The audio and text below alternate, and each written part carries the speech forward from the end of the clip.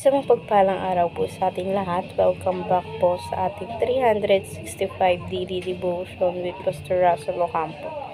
So, ang topic po natin for today is ano ang pinaka-biblical na katuruan tungkol sa end time. At mayroon po tayong concept na post-millennialism.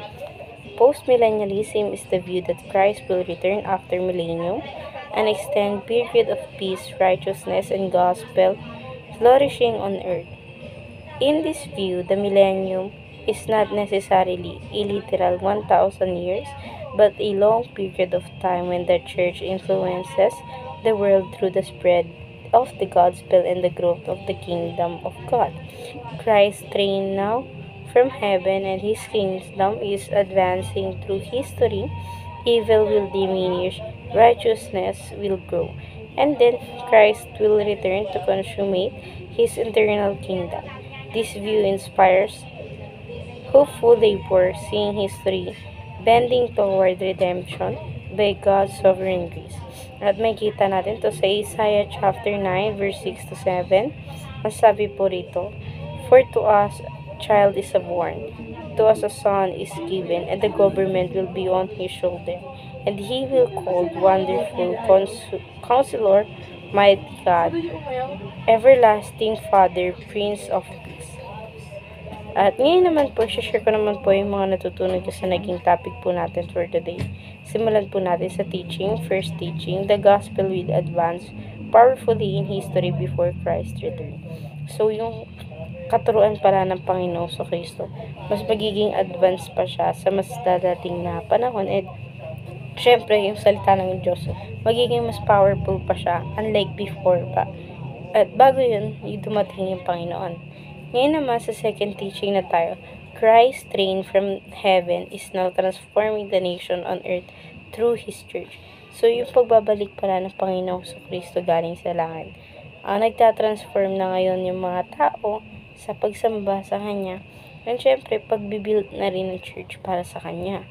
Ngayon naman sa third teaching na tayo, the millennial reign of Christ is real. Ongoing era of kingdom influence, not merely symbolic.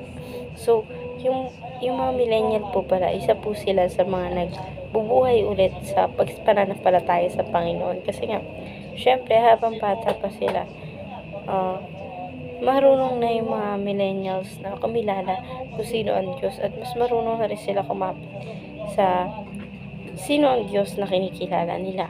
Ngayon naman, dadako na tayo sa ating application. First application, trust that God's kingdom will continue to grow and conquer all the nation of the world.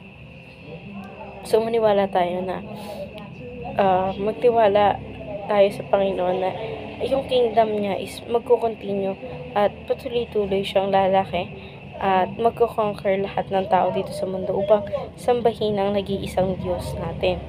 Ngayon naman, sa second teaching na tayo, work to transform our culture to reflect the values of God's kingdom. So, tayo mismo mga tao, i-control din natin yung mga bagay sa pagtatayo and pagpapalawak sa kung ano man relihiyon yung dapat na mayroon tayo. And hindi naman siya magbabase dapat sa relihiyon. Dapat maniwala lang tayo na ang Diyos ay siyang nagkatawang tao.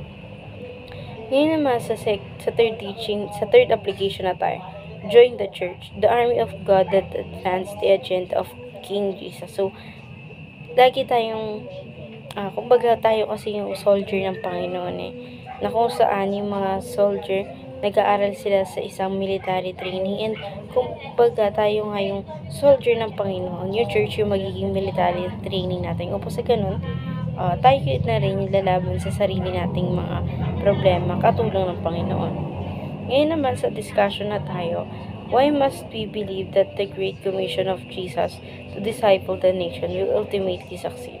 So ako naman, naniniwala talaga ako na mag-accomplish si Lord sa magiging plano niya dahil siya nga yung Diyos. Ibig sabihin na predict niya na yung mangyayari, na siya yung mananalo sa magiging laban within Satan and him, and lahat ng tao is mag-disciple na sila para sa ating Panginoon. So, ayun lamang po for our today's discussion. Thank you for watching.